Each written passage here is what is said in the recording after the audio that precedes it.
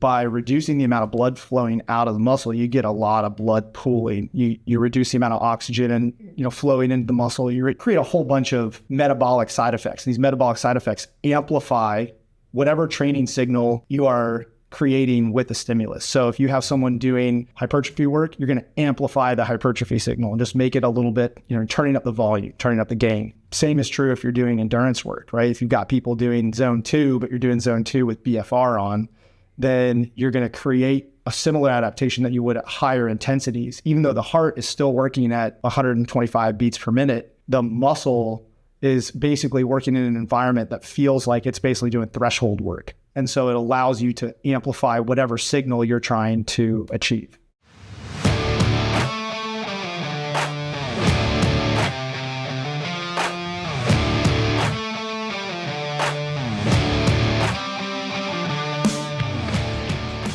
The Fitness Movement is brought to you by Zor Fitness. We offer coaching and individualized program design, as well as educational content for coaches and athletes.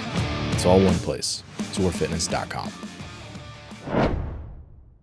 Had he not messed up event 2, he'd have been sitting in the, I think, probably top 6, top 5. Oh, wow. It was just a major mistake.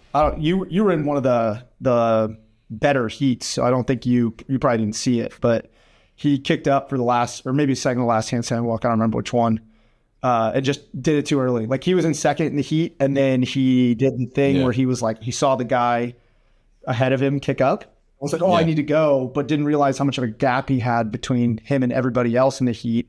And because it's P scoring, right? Yeah. Like it doesn't matter. If he goes out and he beats you by 20 seconds, but everyone else is 40 seconds behind you, it doesn't matter. So it was just like a little, he's still got to learn. He's a young dude, but. Yeah. That was like in that 2-parter, the biker double under one in the second part. I was like, everyone in my heat was like off the bike ahead of me in round 1, and I was like, oh boy, here we go. But luckily I kind of kept them within 15, 20 seconds in the grand scheme of things. Like there's just not that much separation there. Right. So it was like, it ended up being not that big of a deal. Yeah, I think there's something to be said still for pacing. Ben, how long have you been involved in the CrossFit space? I joined an affiliate in 2017 and started coaching at an affiliate then as well. Okay. So I started in 2011. So I've been doing this for a really long time. As you can see from the age lines, I've been doing this for a really long time. But one of the things that I brought in, because I was a swimmer, and I was just a sprint swimmer. I wasn't even like an endurance swimmer. I didn't know pacing, but I knew that pacing was important because of my, tangentially from being swimming. Yeah. And I remember coming in and I figured out pacing really early on. Not my first regional, my second regional. We had that hundreds workout in 2013. It was wall ball, chest to bar, dumbbell snatch, pistols. And I remember there were people that were doing 25 unbroken, 30 unbroken chest to bar to open up that, or on the wall ball going 25, 25, 25, 25. And I'm like, I'm sure you can do that, but good luck when we get to the to the pistols, or good luck when we get to the dumbbell snatch. So I did literally 10s, drop, 10s. I did the chest to bar in 5s. And I remember being in probably second to last. I was in the top heat, but in one of the middle lanes, but I was literally in second to last or last in the heat, finishing the chest to bar. And then it was just this slow wave of passing people as we went. And I was like, that's a much better feeling though than doing the, coming out guns a-blazing and then just slowly getting passed by everyone. Yeah, I mean, I've made that mistake. Don't get me wrong. I've also I'm not immune. I've made that mistake enough times, but yeah. Where are you at with your own training right now? Well, I finished the games and I was like, all right, I'm going to age into 40. So, I need to take this year seriously. No, I obviously take my training and fitness pretty seriously.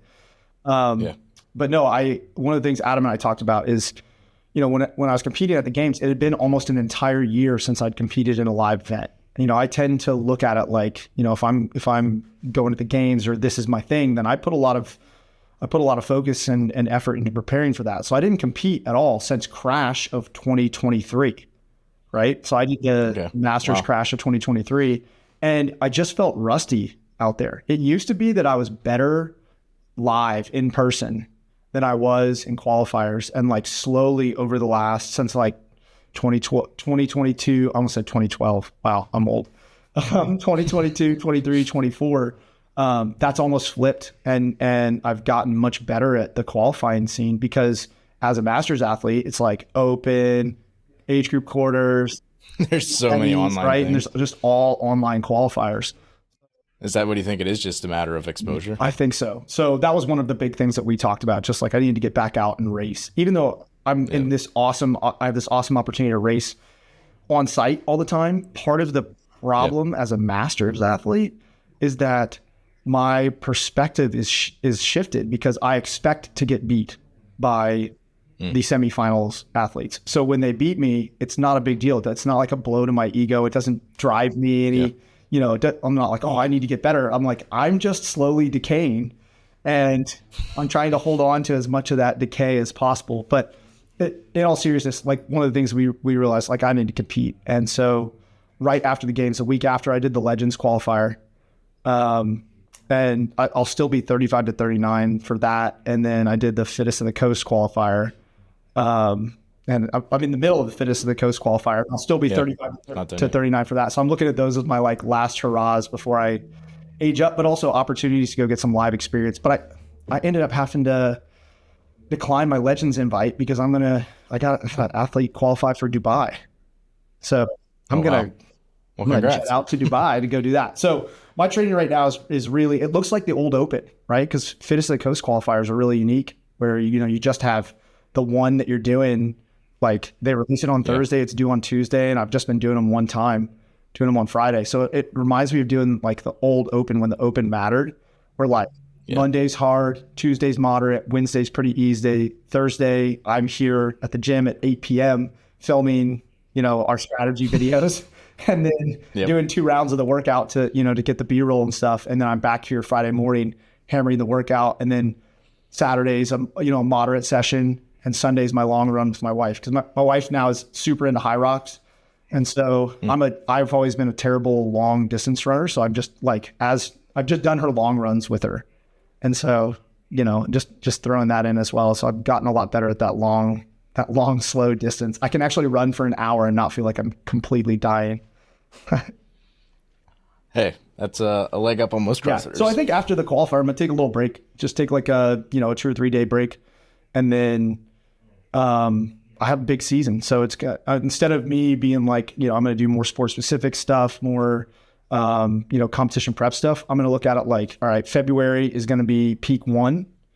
And then I'll do the season, assuming that the season looks the same as it has. We have very little information. Not that we usually have a lot of information at this point, but I feel like it's even more unknown. Yeah. And then it is definitely more unknown. But then look at a second peak for the 40 to 44 games. I'd like to take a podium at the 40 to 44 games. That's my goal. Yeah. I feel like anytime I have come off competing, even if I take some time off, just like the time it takes to get back into top shape is way reduced. 100%. If you have some sort of like a tune-up competition, even if it's something that you really care about, it's still like, provided you didn't, carry an injury or something through it, you usually like your forearm comes back really quickly. I feel like. Well, speaking of the injury, I think that's why I steered myself away from competing in the off season and, putting more focus on the games was simply that, I did Wodapalooza in 2022 as a masters athlete and I won, but I hurt my knee in the process. And the rehab for that was probably 2 months. And, that's January. So my rehab was done like March. And then I scraped through age group qualifiers. I did really well in age group. Some finished 12th, but they only took 10 at that point. And because the number of people they took was so small, I realized like, hey, I have to be fully peaked to be able to qualify.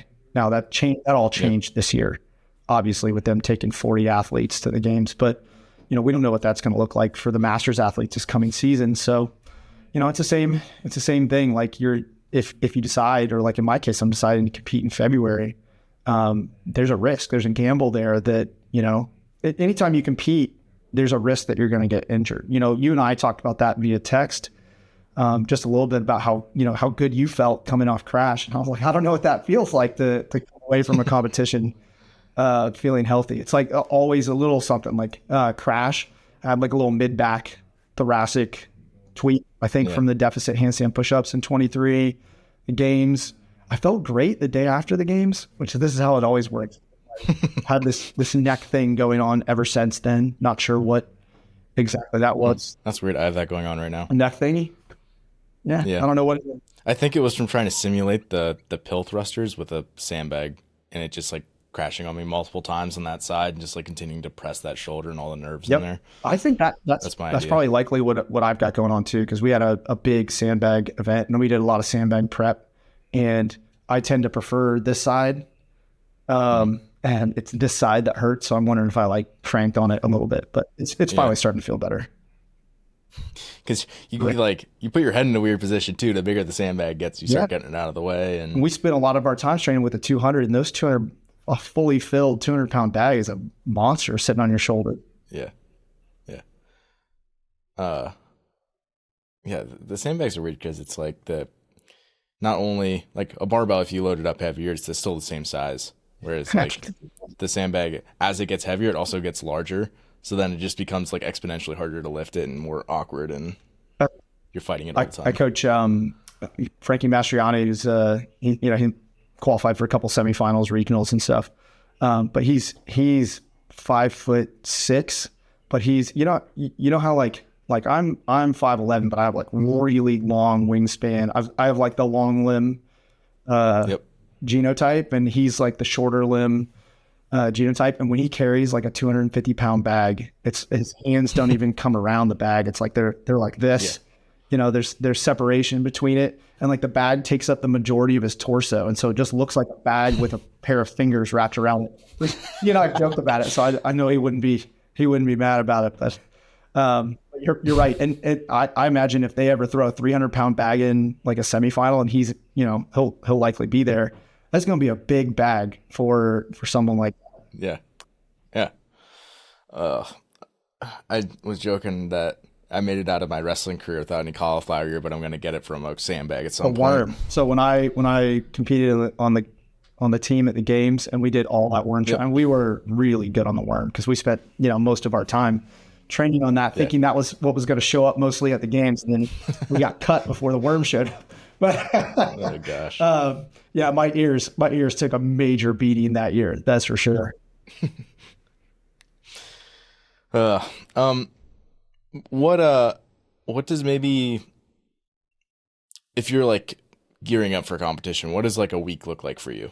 Because you're coaching, your dad, you got obviously many sessions that you're trying to get in a week. What does that look like? Yeah, I think it really depends on what type of competition. So like for the games, I really put a lot of stuff on hold to train for the games.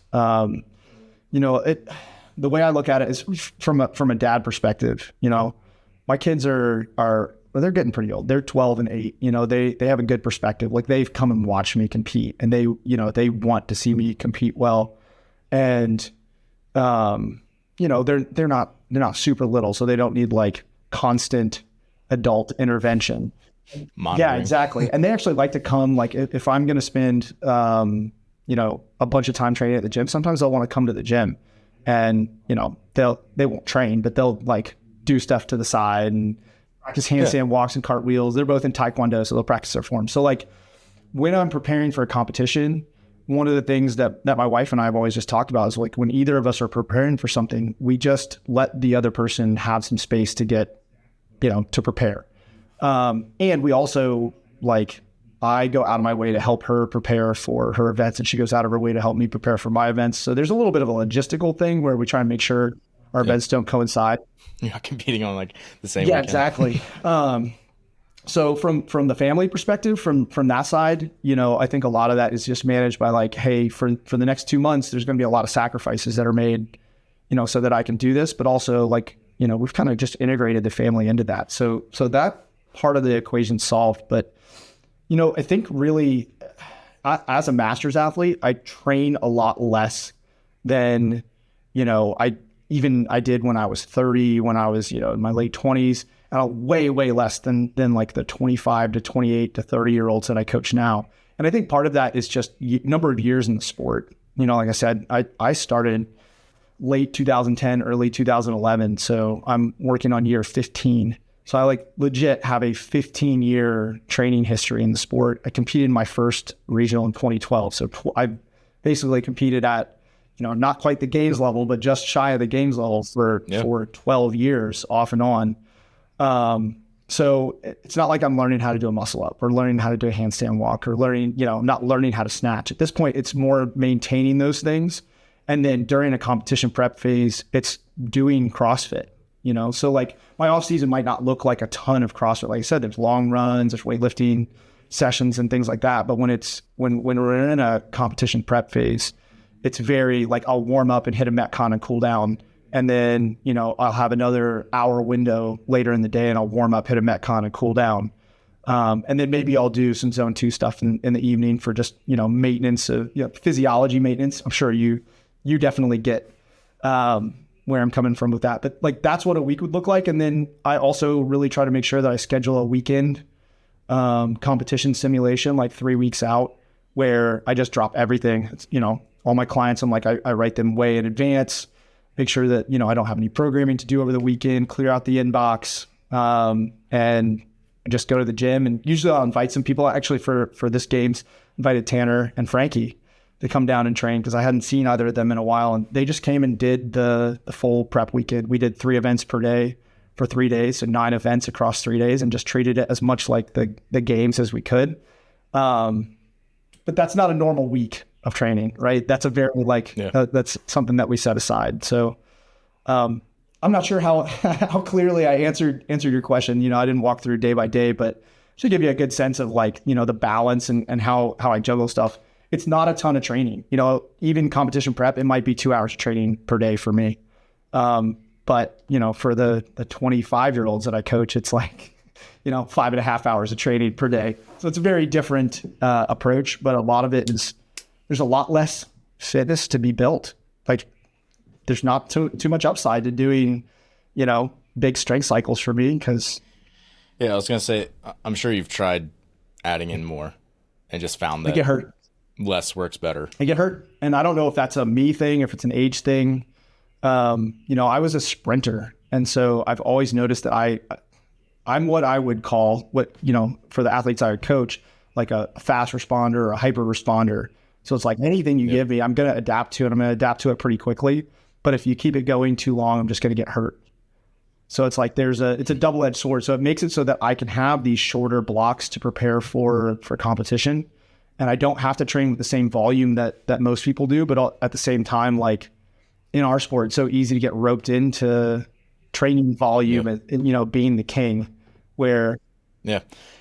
That's interesting because us two are very different types of athletes where, as you're saying, you're way more powerful and respond really quickly to stimuli, where I'm sort of the opposite. Whereas if I do too much, not because I couldn't handle it, I just get weaker and weaker. The strength metrics come down.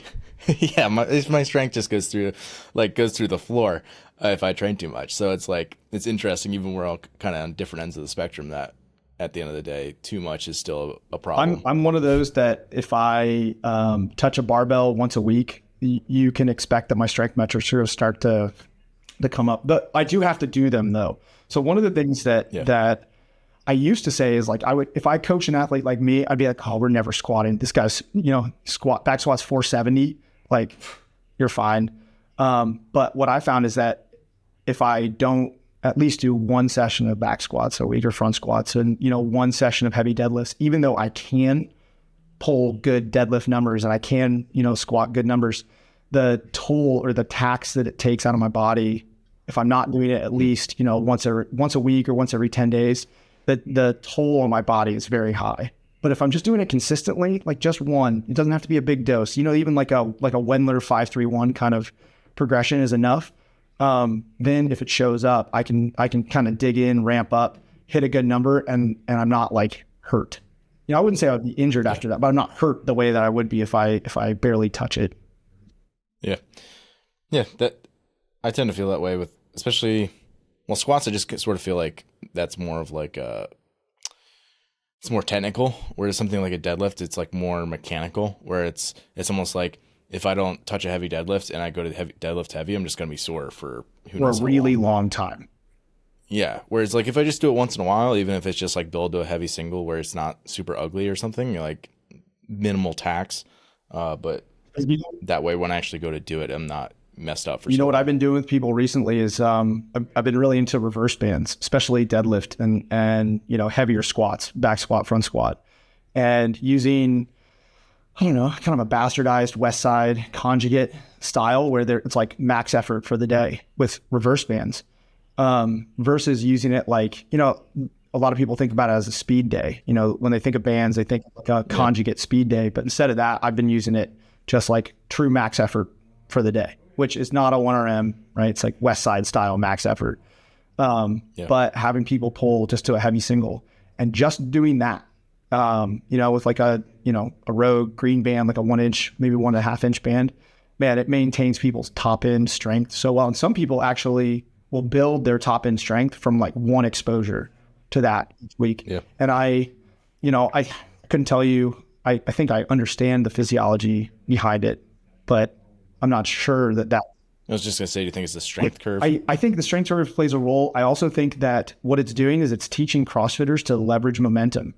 A lot of people, because of what we do, everything's very controlled. Like, we bounce out of the bottom of a wall ball with heavy loads. The whole sport had moved towards like, staying controlled and tight and using tension. And like doing reverse band back squats, what you're trying to do is get someone to leverage speed out of the bottom and drive through their sticking point. And they're just building confidence in their ability to do that, because in the bottom it's just a little bit lighter. They might be using, so say their back squat max is 450, they might be using 460 or 475, and they're popping out of the hole, and they're learning to leverage momentum through that sticking point, which I guess, because if you don't build this bar speed, you're going to get crushed halfway you're going through. to get stuck right when that band gives up, because at some point when you're coming up, the band just doesn't do anything anymore. And you don't have momentum to bust through that. You're going to get stuck. If you give that to people once a week, man, just in a few weeks, they're going to blow through sticking points that they used to get, trashed in lifts. And I think it has, at least from what I found, it has really good transfer back to the Olympic lifts, because, that's where people get stuck in a squat clean. Interesting. I'm loving it right now. Good. I mean, anything else right now has got you excited that you're playing with? The Breathe way better. You familiar with it? Is that the thing you're walking around with the Legends? Yes. Yeah. The isocapnic. So explain what that is. So it's I mean, I think I have an idea, but I don't know specifically. Yeah. At its most basic level, it's a bag that you're breathing into that captures CO2 so you can rebreathe your own carbon dioxide. Now, why in the world would you want to rebreathe your own carbon dioxide? Well, the whole idea is that, if you want to breathe at high respiration rates when you're at rest. I was going to say you pass out unless it's a lot of CO2. Pass out because you start to breathe off all your CO2, right? But this keeps it isocapnic, which means, steady level of CO2. And so you're just basically rebreathing all of your own carbon dioxide. And what that does means at rest, you could breathe at really high respiration rates. So like when you think about someone doing a CrossFit Metcon, they're probably breathing at like 45 breaths per minute, right? Right now at rest, you and I are probably breathing at about 10. So what it allows you to do is isolate the respiratory system and build endurance in the respiratory system without taxing your shoulders, your knees, your hips, or your back, which for an old fart like me is a really good thing, because it allows me to, my respiratory system's always been like my biggest weak point, right? The first thing that goes whenever when I did Miko's triangle, for example, the first thing I knew that the wheels had fallen off when my respiration rate was just through the roof and I felt like I couldn't keep up. And training with a tool like a Breathe Way Better, which is an isocapnic, carbon dioxide rebreathe that lets you train at really high respiration rates.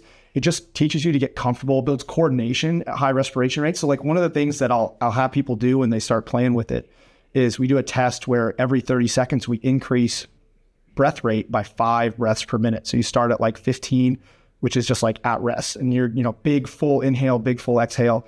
and you build all the way up until they fail. And failure is the inability to get a full inhale and a full exhale, staying on the cadence. And you'll find that a lot of people will fail around 50 or 55 breaths per minute, but it's not because they're getting tired. It's not because their diaphragm or respiratory muscles are fatiguing. It's simply that they lack the coordination to breathe at high respiration rates effectively. And you can feel that. You go out there and you sprint on an assault bike, when you feel that respiration kick up and you're like, oh no, I'm breathing too fast. It's literally that your nervous system is perceiving you don't have the coordination to breathe well at high respiration rates. And if you can train that coordination, then people can start to get more comfortable. No, I'm not saying it's comfortable, but comfortable quotes, breathing at high respiration rates. So that's the breathe way better. And I've found there's other uses for it, right? Improve CO2 tolerance. It can do some other really cool stuff with, expansion. You can see people improve their like respiratory metrics, like, lung volume, functional volume, and things like that. But I think the big thing is improving respiratory coordination and respiratory endurance, which with a lot of the old breath tools, like a power lung and things like that, they were respiratory resistance training, which improved the strength of those muscles, which is great for bracing and powerlifting, but not as effective for the kind of high respiration rates that we see in CrossFit or endurance sport. So that was a long-winded way to explain it, but that's great. Do you know what kind of is it just sort of like free as to like, do you like prescribe like a cadence for like inhale to exhale, or is it always just sort of like what, I don't want to say what comes naturally because that could be wrong, but like sort of, what people, is it prescribed or is it not? Yes, it's prescribed. So I'll just stick with that. Yes, it's prescribed. And I think the real question is you were kind of hinting at this, is like, are people's natural breathing rhythms and cadences ideal? And the answer is probably not. Yes. Most people are either exhale biased or inhale biased. You can really tell from someone's posture a lot of times, right? So if you look at someone and they, have this kind of depressed rib cage, tighter abs. I'm sure you've encountered athletes like this. Shoulders tend to be more rounded forward. This is me, by the way, as a fan. I was gonna say me too. This is me to a T. But those no, sitting up straighter. Exhale biased, or like our ability to exhale is much stronger, and so we tend to stay in a state of being kind of more deflated. And there's people that are more inhale biased that tend to be more blown out.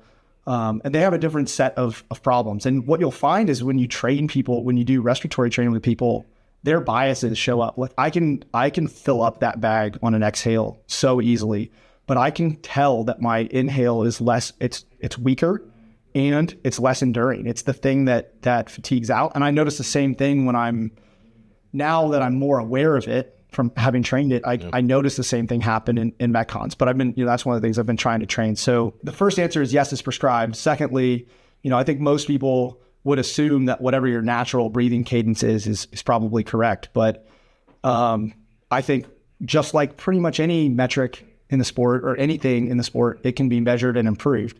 And that's really what I'm trying to do is find people and they are, there's a lot of people that their respiratory system is their biggest weak point in the sport.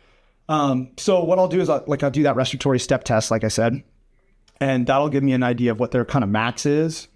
And then I can prescribe just percentages of that. So I might have someone do a really basic session would be like 1 minute assault runner, 1 minute assault bike, 1 minute skier at zone 2 into a minute of breathe way better at 40 breaths per minute, 5 rounds of that, right? And then you have a bunch of manipulation points. You can increase the intensity of the ergs, right? So you could take that from zone 2 to zone 3 to zone 4 to zone 5, which is going to increase the amount of carbon dioxide production, which makes the breathe way better way harder at the end. Like high intensity work in the breathe way better is extremely uncomfortable, maybe more uncomfortable than the actual high intensity work itself, just because of the amount of CO2 that gets captured. But then you can also mess with the respiratory frequencies, right? So you can increase respiration rate to like their max. Say your max was 55. So we might do that where it's like 1 minute assault bike, zone 3, 1 minute breathe way better at 55 or 50 breaths per minute. And we're just working on building up some CO2 and getting you really comfortable at high respiration rates, and maybe do 10 rounds of that. So that's 20 minutes of you basically riding at zone 3 heart rate and then maintaining near maximal respiration rates. And what you're doing is you're building the endurance, coordination, and comfort at those really high respiration rates. And I found people just within 2-3 weeks of doing that, and they're like, oh man, I'm so comfortable breathing heavy in Metcons, or I'm so comfortable breathing heavy running now, when it used to be like the thing that I feared the most. So yes, I prescribe it. It's just a whole nother, layer that you can add into training. It's also not the first thing that I would do with most people. So keep in mind that a lot of the athletes that I coach are already semifinal level athletes that are trying to take the next step to be games level athletes. And so that is a more appropriate place to put it in, especially when you identify like breathing as a limiter for them versus, if someone's listening and, they're struggling to make it into quarterfinals, for example, the breathe way better is not going to be your best option. There's so many other things that need to be addressed before you start to address something as myopic as like the respiratory endurance. But it's something I'm really interested in with my athletes and the crew that I'm working with. Yeah, for sure.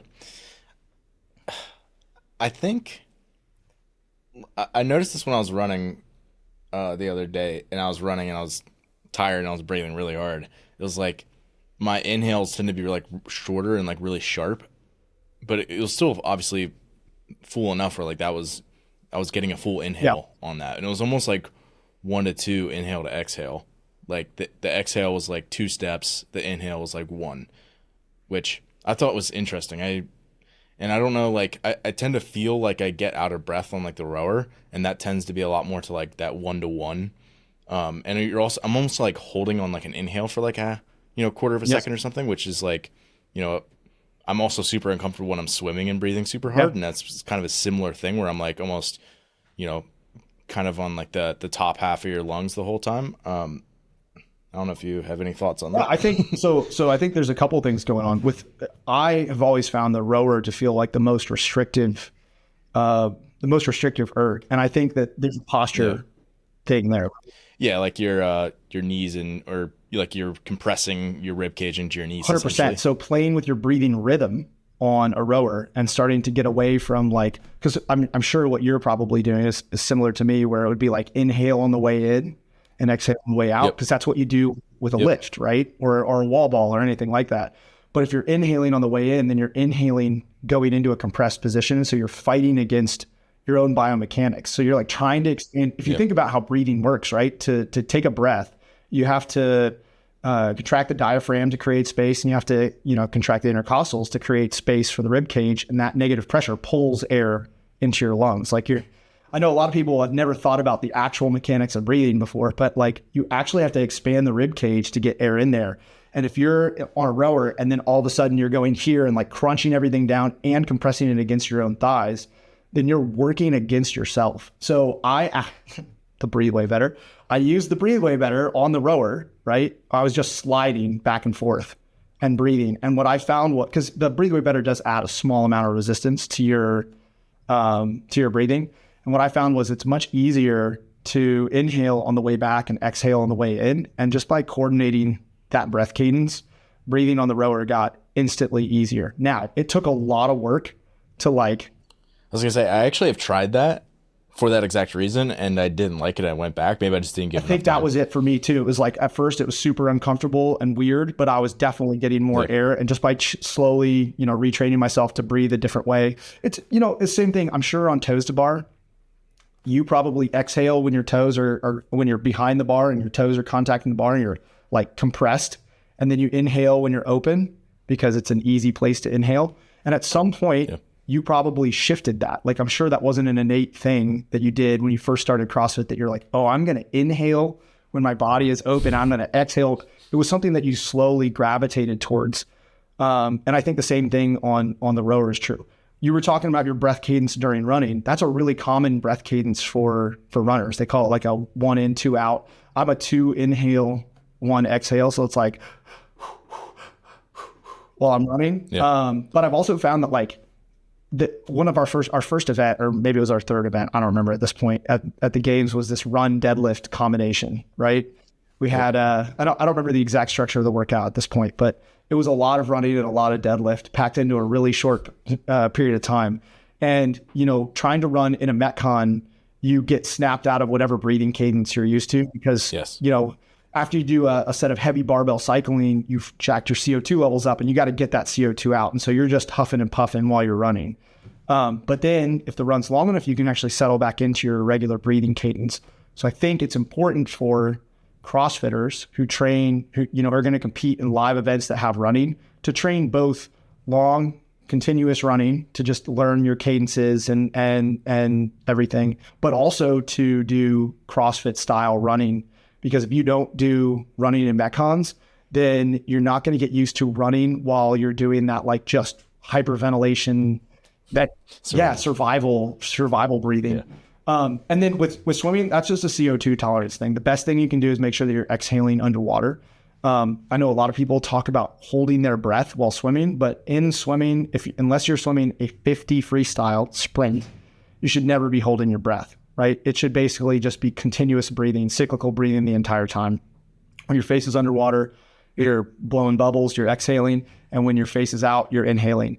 And if there's a couple of factors there. So like the first is when your face is underwater and you're exhaling, that means that you're constantly offloading CO2. So you're never building up carbon dioxide levels in the blood, which that's the thing that makes you kind of panic. And it vasodilates, but also it vasodilates everything at the same time. So like, instead of you giving blood to the working muscles, it just sends blood everywhere in the body. Not a good thing. And then the other thing is, if you don't exhale with your face in the water, then when you turn to breathe, you have to exhale and inhale, which makes your breath take longer, which slows down the timing of your stroke. So rather than just staying in this rhythm, you end up and then back into the next stroke. So that, I think, for most people is, if they feel like they're getting super out of breath in swimming or super uncomfortable while swimming, a lot of it just has to do with breathing and just making sure that you are staying on a smooth inhale, exhale cycle the whole time. The only exception to that when you push off the wall is streamline, but you got to hold your breath there. Yeah. Yep. All right, I want to talk about BFR a little bit. Why? So blood flow restriction. We'll probably say BFR a lot. Yeah, I guess the first thing, so I just got a pair of cuffs, or several pairs of cuffs, and wearing them around the gym. People are like, what is that? And what does it do? And I've struggled to answer that question really concisely, and I want to hear how you would answer it. Okay, so it would depend on who I'm talking to, right? Say this is just like a normal CrossFit gym member. So GPP. simplest explanation. Imagine you've got a fire hose, okay? And that fire hose is your blood vessel, right? And it's supplying all the stuff that your muscles need to do work. And if we kink the hose and shrink the amount of blood that's flowing into the muscle, then you're basically going to make it so the muscle gets tired faster. And by getting tired faster, you can do some really interesting things. You can cause muscle growth. You can increase endurance. You can do these really interesting things without having to do so much training, right? For a lot of people to achieve hypertrophy, to achieve muscle growth, you have to do 10 sets per muscle group per week, right? But with something like BFR, where you're going to just cause fatigue to happen a little bit faster, you can get down to 3 sets, 4 sets per muscle group per week. And so it's an efficiency. It's a thing to save time and efficiency that just basically makes the training that you're doing more intense without having to be more intense. There you go. There's your simple explanation for your gym goer. Yeah. How would it change if you got somebody who's maybe a colleague that just doesn't have exposure to BFR? Yeah. So then it's a much more in-depth explanation. So, okay, we got arteries and we got blood vessels, right? So you got blood flowing into a muscle, you got blood flowing out of a muscle. What we want to do with BFR is we really don't want to kink the blood flowing into the muscle. We want to prevent the blood flowing out of the muscle from coming out. We want to, close that down as much as possible. And so that's why we determine, target pressures for the cuffs. Then basically the same explanation is by reducing the amount of blood flowing out of the muscle, you get a lot of blood pooling. You reduce the amount of oxygen and, flowing into the muscle. You create a whole bunch of metabolic side effects. These metabolic side effects amplify whatever training signal you are creating with the stimulus. So if you have someone doing, hypertrophy work, you're going to amplify the hypertrophy signal and just make it a little bit, turning up the volume, turning up the gain. Same is true if you're doing endurance work, right? If you've got people doing zone 2, but you're doing zone 2 with BFR on, then you're going to create a similar adaptation that you would at higher intensities, even though the heart is still working at, 125 beats per minute. The muscle is basically working in an environment that feels like it's basically doing threshold work. And so it allows you to amplify whatever signal you're trying to achieve. So that would be my higher level explanation. And then if you wanted the really high level explanation, it's just simply that we don't have any idea what's happening with BFR as a entire scientific community. We know that it leads to results. We know that it does something. It augments hypertrophy. It increases, the intensity of an endurance signal. It does all those things, but we don't really know why, which is a challenging thing to explain to people. But in the end, we know that for sure it does these things, but we don't have a deep understanding of why those things happen. And there's also central cardiac changes, right? Because you're changing the amount of blood that's going back to the heart. So there's things that are happening centrally and to blood pressure, which, is controlled by the nervous system. There's things that are happening to every system, not just the ones that are, downstream of the cuffs. So you've got these cuffs on your leg, but also changes are happening in the heart. Changes are happening above the cuff. So if you cuff the leg and you have someone do back squats, the glutes hypertrophy, right? But the glute isn't receiving any of the BFR stimulus. They're upstream of the cuff. Everything from the thigh down has the BFR stimulus, but the glute's still growing. What the heck's going on there? So even reading through some of the most recent meta-analyses and research reviews, it's hard to figure out why exactly it happens. We know that it amplifies the signaling, that it creates this hypoxic signal, and the hypoxic signal is a powerful stimulus. We know that it creates fatigue in the muscle fiber faster, which is a requirement for hypertrophy. We know that those things happen, but the deep why question, I don't think has been answered yet. So you've been using BFR for a number of years, consistently, I would say. Yep. Is that accurate? Yes, very. Okay. How have you landed on for yourself or for athletes? How is it most frequently implemented for CrossFit athletes? Great question. I tend to think that there's 3 primary places that we want to implement it. The first and most obvious is during deloads and rehab. I think that's where it's most popular right now as well, is in the rehab setting. And so when someone's coming back from injury, post-comp, a deload week, things like that, where you want to reduce I would think about it as joint stress, right? So you just want to reduce volume, but you still want to maintain adaptation, want to maintain whatever you've been working super hard to build. That's it's primary, right now, most popular application. I think there's a ton of value for that. I think the second is for athletes who have limited time. So you mentioned that I've been using it for a really long time. And I mentioned earlier on in the podcast that I have pretty limited windows for training as a result of all the stuff that I do. So I've always thought of BFR as a time saver, as an efficiency tool. And I'm ruthless in searching for training efficiency. It's just part of my ethos. And so I think for people who I don't have time to do a 90-minute zone 2 bike erg session ever, right? Just there. Put your laptop in front of you. Exactly. There's never a span of time where I'm just going to sit on a bike and do 90 minutes of zone 2 bike erg, but I would probably benefit from that. So the way I look at it is if I can integrate BFR at, moderate pressures for a 30-minute zone 2 session, which is, by the way, extremely uncomfortable. I don't know if you've played around with it with zone 2, but even, operating at 120, 130 beats per minute at, moderate pressures, it's incredibly uncomfortable. But in theory, you're getting essentially the same adaptations that you would get going 90 minutes on the bike. Like you're basically just amplifying the signal. And then the other one is for my hard gainers, the people like you had mentioned for yourself that have a hard time building strength. Man, it is a fantastic tool for augmenting the hypertrophy side of strength gains, right? So like if someone really wants to get stronger, we can, strengthen the signal from the brain to the muscle, right? That's one way to get people strong. That's what you do with like heavy 1RMs, the reverse band stuff. It's like more neural side, plyometrics that, increase rate of force development, stuff like that. But then you can also just get someone bigger, right? A thicker muscle produces more force. And so I use BFR hypertrophy protocols there. And I'll do it with sport specific movements, front rack walking lunges, step ups, high volume squatting. Like one of my favorite BFR squat protocols for driving what I would call sport specific hypertrophy is like the first week we'll do 3 sets of 10. Well, it's technically 2 sets of 10 and then a max effort set of front squats for men, usually about 135.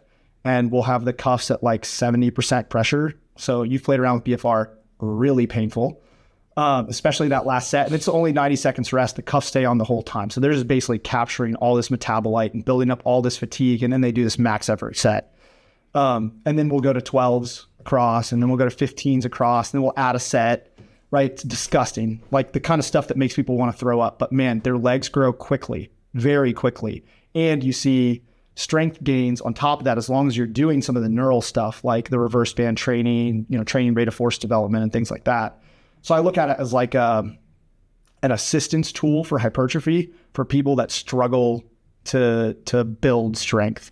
And it's for pretty much everyone I've used it with. In that case, it works really well for that purpose. So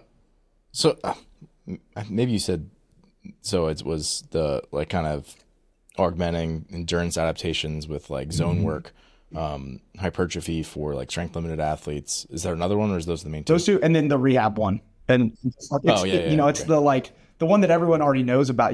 Every PT that you talk to is going out and getting their BFR cert because there's some real benefit to. And the reality is when the PTs are using it, they're using it to augment hypertrophy, right? Because one of the things, like say someone has ACL surgery, they go through the surgery, the ACL. I got ACL surgery and my quad went away very quick. Right, that's exactly where I'm going, right? So, man, you do that with somebody and, their quad goes away, but you do low load BFR work or even BFR cycling. Like how quickly after your ACL surgery were you able to get back to biking? Yeah, fairly quickly, right? And all the research shows that if you put a BFR cuff on somebody and you have them do easy biking, that the ligament grows and the muscle mass comes back. One of the biggest challenges that PTs have is getting that muscle mass back, because the first thing you're trying to do is build strength in the limb again after someone has surgery. So that's when I remember this was in high school when I tore it and had surgery on it, and one of the things I always would do is measure my thighs circumference. And like that one was it was probably a year until it's the same size as the other leg again. So I mean that's has to be a big part of the discrepancy in strength and coordination and everything else that comes along with that. Size, I know that. So like a bodybuilder isn't necessarily the strongest person on the face of the planet, but there is a direct correlation between the actual muscle fiber size, the thickness of the muscle fiber, and the amount of force it can produce. Now, they also get interstitial hypertrophy and like the pump and all that, which makes them look bigger than they actually are. But in a power lifter, those muscle fibers are hypertrophy. They've gone from the tiny little fibers to these thick, heavy myosin chain fibers that they can produce a ton of force. And when your muscles atrophy, that's what happens. A lot of the protein that actually is the force producing protein goes away. And when it goes away, like you have to train to bring it back. And if it's gone, it doesn't produce much force. Even though you used to be strong, it doesn't mean that you're strong right now until that, the ability to produce that force comes back. So I think that's where I still think that's probably the like primary application for BFR. That's the like everyone at some point is going to experience some level of injury and you're going to have to come back from it at some point. And all of us are going to age. and as you age, you're going to lose some muscle mass. Luckily, I haven't gotten too far down that path, but I think by the time people are in their 50s and 60s, I just did a big analysis of this for our conditioning course, where, body weights start to deteriorate, where muscle mass and strength levels start to deteriorate. And it's right around, late 50s, early 60s that you see the big drops, the big drops start to happen in muscle mass and everything.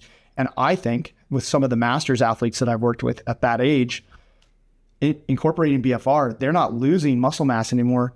They're actually putting on some muscle mass and putting on strength relative to, the previous 3 or 4 years. They're not going to get stronger than they were when they were, 25 or 30. But I think that's another place that aging, not just in sport, just aging in general, that BFR may be a fantastic tool. My dad, he's 75 and he's got a set of BFR cuffs and he wears them when he walks to the gym. So it's 15-minute walk and he wears them when he walks to the gym, and his thigh circumference is increased by 1.5 inches in like months. Wow. With no other changes to his training, no other changes to his diet. It's just a hypertrophy augmenter. That's awesome. I feel like I waddle when I'm walking in BFR cuffs. I wouldn't want to walk 15 minutes. No, it's terrible. I tried walking the dog. I tried mowing the lawn once. I was like, efficiency, I told you. So ruthlessly trying to find efficiency. I decided to walk the dog once, and I didn't make it very far. And I was like, that was horrible. Plus it was a downhill walk. And I was like, that was really horrible. But then I mowed the lawn one day with BFR cuffs. I feel bad for my neighbors. They're probably like, this is the strangest man. He's got these bands around his legs, mowing no shirt on. Doing the inflatable balloon breathing as well. Yeah, well, I'm sure they've all seen that because I just stand in the garage with my phone. I don't care. Yeah. Oh, man. So maybe we go through 2 examples, and we could probably use ourselves since we're so different in a lot of ways as athletes. But yeah, we're both trying to be the best CrossFitters we can. So in that way, we have commonalities. Sure. So, maybe we could do like me for like squat strength, which is like obviously strength based and lower body. And then maybe for you, we could do something like a handstand push up, which is upper body and more like strength capacity work. Yeah. Maybe just take us through, you can pick whichever one you want to start on and then just kind of like walk through like what potential like protocols you could do, or maybe like how you would think about outlining training. And that doesn't necessarily just have to be like BFR stuff. It could be like, for example, if you're having somebody squat twice in a week, maybe the one session is BFR, others not, for example. Yeah, Ben, we'll call this Coach Ben. Coach me, please. Here's what I would do. I think my first session would be reverse bands.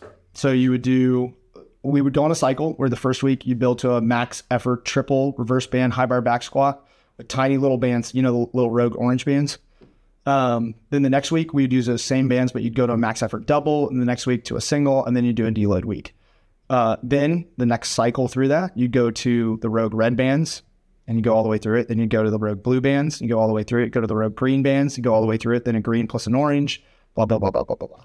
Okay. So you go through 20 weeks of that, and you get really, really, really strong just from doing that. But there would be a part B to that session. Part B would be a really basic 5-3-1 front squat. So you go, week 1 would be 5-5, 5+, which is like a max effort set at 75%.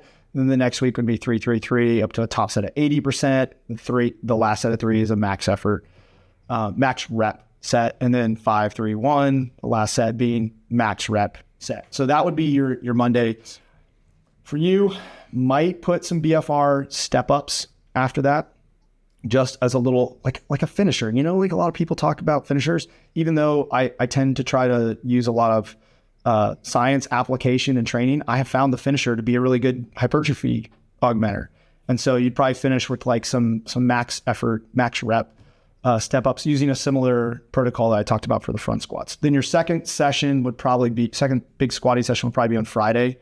Be a little more dynamic. We do some, squat clean front squat complexes, finishing with say probably 80% of your squat clean 1RM, and then just as many front squats as you could hit after that. And then we would go into that BFR front squat protocol that I talked about earlier, the 10-10-10, where the last set of 10 isn't really 10. It's as many as you can do. super painful. So those would be your two big sessions. And then I would make sure to include some assistance work there. You'd probably do Nordics, some Nordic hamstring curls there, probably some RDLs, just stuff to keep the whole hip and knee healthy. Barbell hip thrust would be stuck in there as well. And I might actually BFR the barbell hip thrust depending on how mean I was feeling at the time. But yeah, that would be the squat protocol. A squat protocol like that, I've seen over 16 weeks, I've seen people add 20 to 30 pounds to their 1RM back squat, and same for their 1RM front squat, males and females. It's just a type of stimulus that CrossFitters just never get from anything. Like, even when you're doing a conjugate cycle or you're doing, a HAP cycle or something like that, you're just not getting that kind of stimulus where you're really combining a very neurally demanding squat protocol with hypertrophy protocols. Now, I mean, I don't want to yes, I came up with that structure, but I really just stole some elements from conjugate. I stole the Wendler 531, and I figured out that for most CrossFitters who struggle to gain strength, it's a good combination that touches on all the qualities that are required for someone to get stronger. So that's your squat program. Yeah. Do you normally have people who are squat strength limited, like squat twice a week? Is that pretty typical? Yeah. With females, I usually go to 3, and then with males, I squat twice a week. And then they'll also squat within, some Metcons and stuff. They might do 135 squat cleans or 185 squat cleans. And over time, if I find that they are, slower adapters or slower responders or more volume tolerant, I think those two things are often coupled together. Then, I may add a third session for males, but I've always found every female I've ever coached is way tougher than every male I've ever coached. They can handle so much more volume than us. It's not even funny. So they automatically get their third squat session. It's just automatically dropped in there for them. All right. Handstand push-ups. Yeah, let's do it. Okay. I'm going to cheat because this is actually a protocol I've used for myself. It's just one session a week was all that was really needed for it. And it's so simple. It's you do an AMRAP minus 1 set. So it's as many reps as you possibly can, leaving 1 rep in reserve or 1 rep in the tank. You do that every 90 seconds. And I start with 5 sets. And then for the remaining time, you get on I used an assault bike because that was the only bike I had at the time, but jump on a bike. So basically something to pull the blood out of your arms and back into your legs. So you're creating, the original concept was a lactate shuttle, but I'm thinking more just blood shuttle, right? You're pumping all the blood into your arms, then you're going to pull it all out. Then you're pumping all the blood back in your arms or in the handstand push-ups, and you pull it out on the bike. Now, the caveat here is that we're doing this with BFR. So the cuffs are at 70%. So basically, as you progress through the 5 sets, you're getting to the point that your arms are they've doubled in size because they're, right? We've kinked that hose and blood's getting in there, but it's not coming out. So your arms have doubled in size throughout the course of the protocol. And it's just one of the most effective little tools that I've used for it. And what I'll do is, first week 5 sets, second week 6, third week 7, 8, 9, so on and so forth. So definitely one of those things that it's progressive and extremely painful as usual. Ben, I can't hear you anymore. Sorry, you're good. All good. I muted myself and forgot. Classic virtual meeting You're stuff. all good. Yeah, so a protocol like that. And then I usually did some assistance work afterward. I love using the rope attachment, overhead tricep extensions, because if you think about I'm going to slide over. When you're finishing a handstand push-up, right? There's our finish. So I'm doing rope attachment, overhead tricep extensions as my finisher for a protocol like that. But I only do that once a week because I found with upper body BFR work, it is way more just taxing than lower body BFR work. So that one session will leave you sore and with performance decrements in pressing for 4 days afterward. So I would usually schedule that on a Wednesday before a Thursday rest day. So you get a full day of rest. And then I would go no upper body on Friday and then start to touch upper body again on Saturday. I've done similar things with dip variations, with BFR. It's hard with dip variations because if you're doing them on the rings, then, it rubs on the cuff.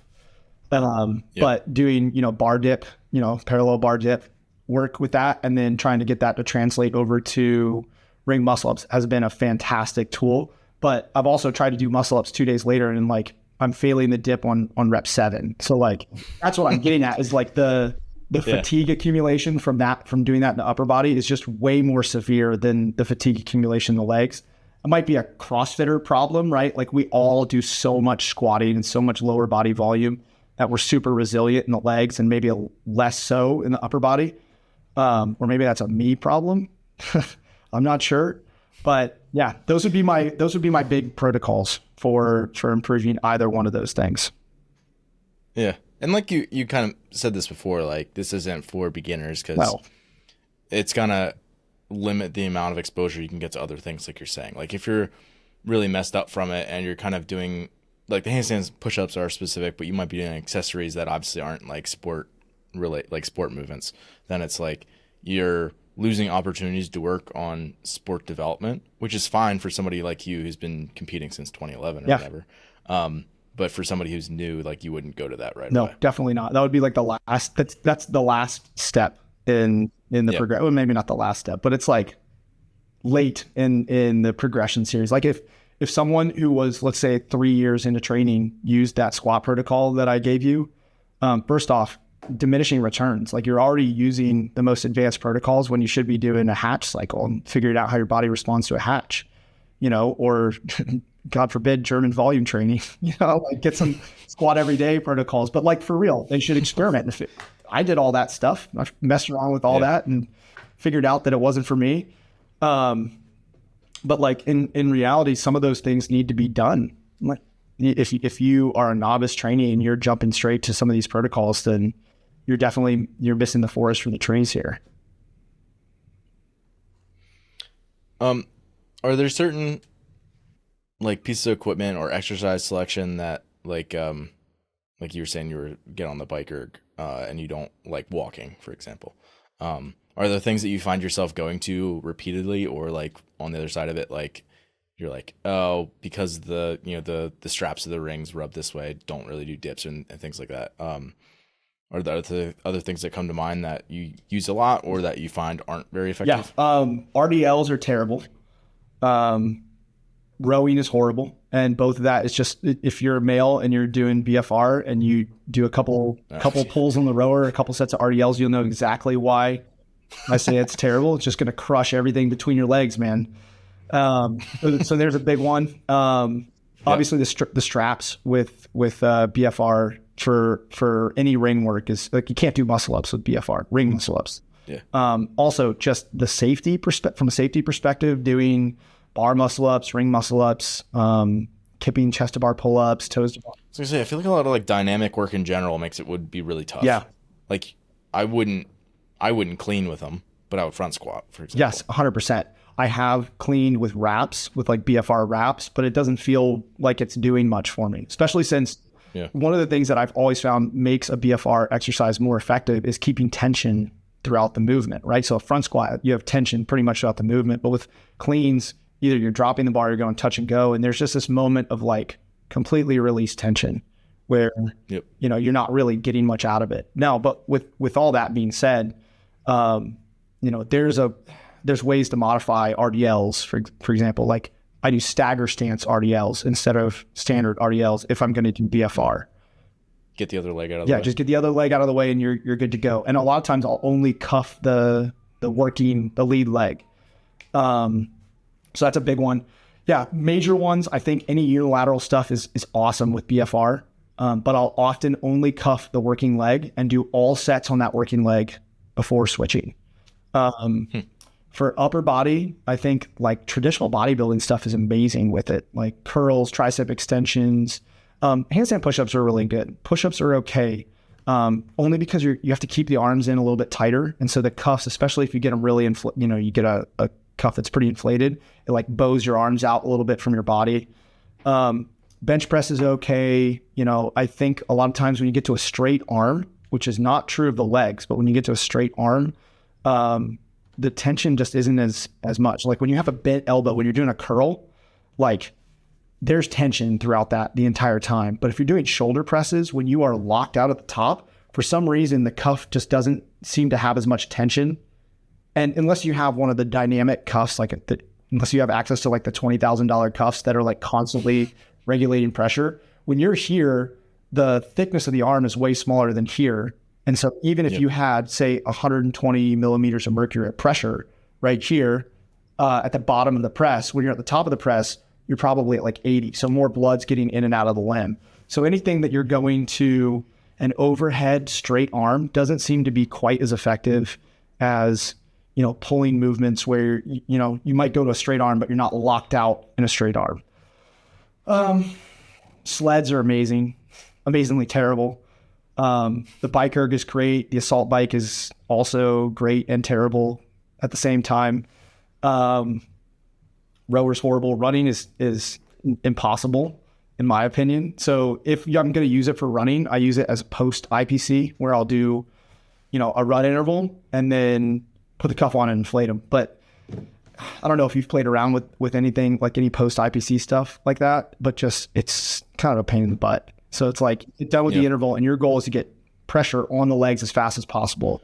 I was going to say, I don't think that would work well with mine because mine are Bluetooth and they have this, it's not, I'm not pumping it up with my hand. It's it's a motor that's pumping it up, and the motor just takes like if you're at like a high pressure, especially on the legs, that's like more air that goes into it. It just takes like a full minute to inflate those. Yeah. I don't find that to be particularly, I've done it. I will do it if that's something that needs to be done, but it's not my favorite application for it.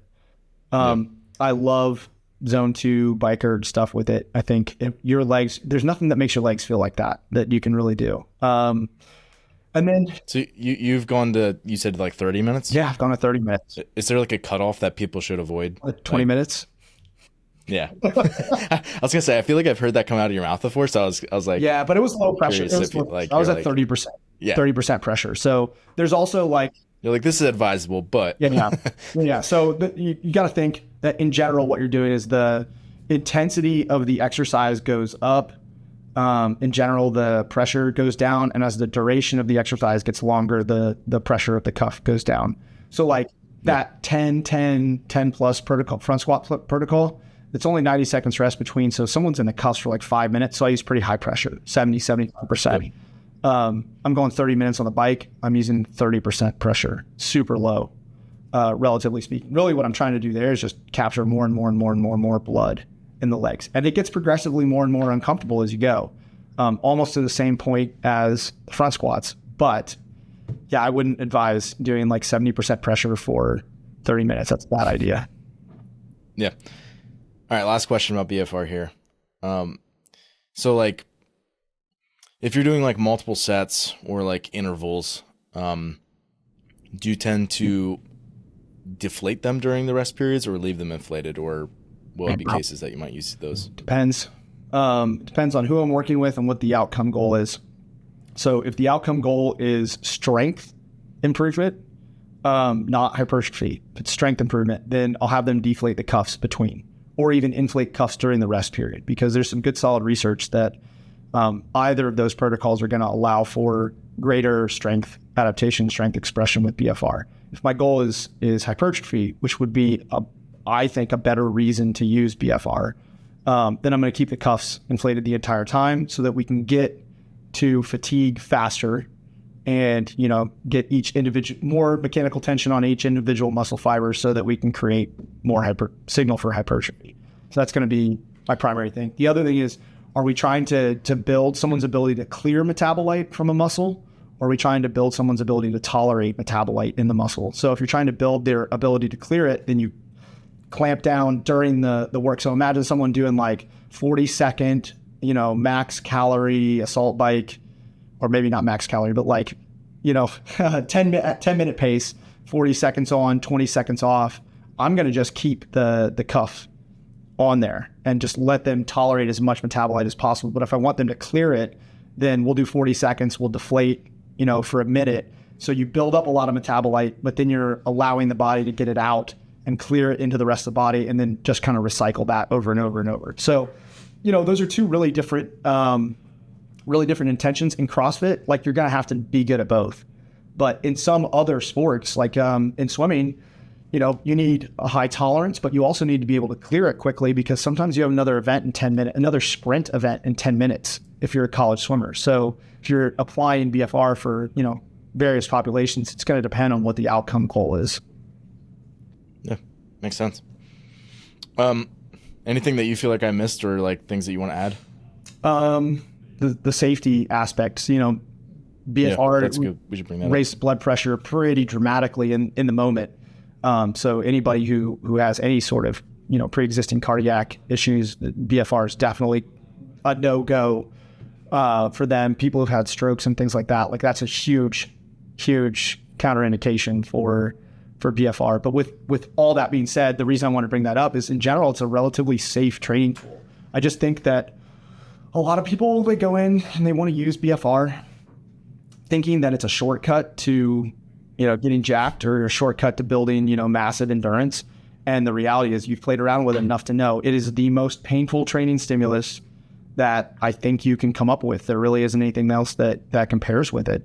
So, I think if you want to investigate BFR, if that's something you want to dig into, just keep in mind that it's just as hard and just as much work. It might make things happen faster, but it's just as hard and just as much work as, traditional training. It's not better than it. It's not anything like that. It's just another avenue for achieving a similar goal and maybe just a little bit faster. But to get there faster, you have to go through a lot of pain. Yeah. That's funny because that's one of the things that like one of the follow-up responses I get once I try to explain it to people initially is like, oh, so like it's sort of like cheating. Like you do it and tell me if it feels like cheating. Yeah. There's very few things that can make high-level CrossFitters throw up, but some of those BFR squat protocols are them. Yeah, gross. Well, sweet. I think we'll leave it there.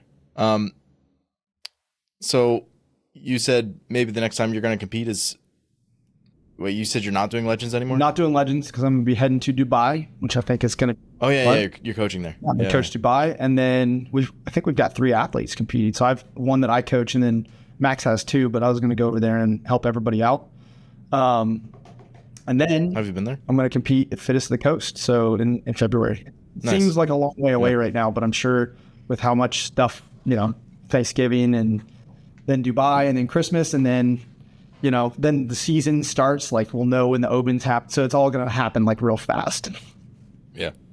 Your calendar will fill up. Exactly. Already did. Well, sweet dude. Appreciate it. Of course. This was great. Thanks for listening today. If you're someone who just started listening to the show, I would encourage you to subscribe so you can stay up to date. If you're someone who's been listening for a while, I would encourage you to rate and review the show. And lastly, the best thing that you can do to support our work is also the best thing that you can do for your performance. And that is by hiring one of our coaches. Until next time, stay the course.